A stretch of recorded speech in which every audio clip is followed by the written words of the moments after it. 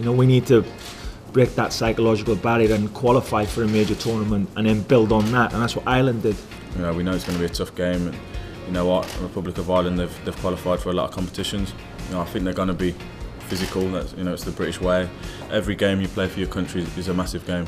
Still, you know, you represent your country, you winning for your country is a fantastic feeling. There's always something on it, but looking at our situation, we've got huge games coming up, huge. You know, I think they are a good team, and you know, they're having a good campaign themselves, so we know it's going to be tough, but you know, it's a game that we'll be looking to win, as I say, build on what we've done before.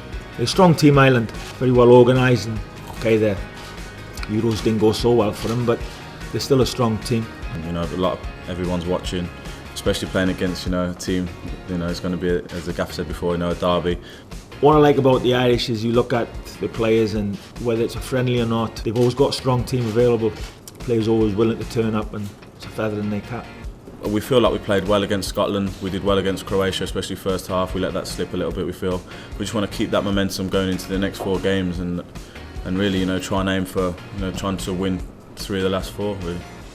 Maybe if you're outside of our camp, you don't look at it the way we look at it, or the way the Welsh public will look at it, and they know exactly what I'm talking about.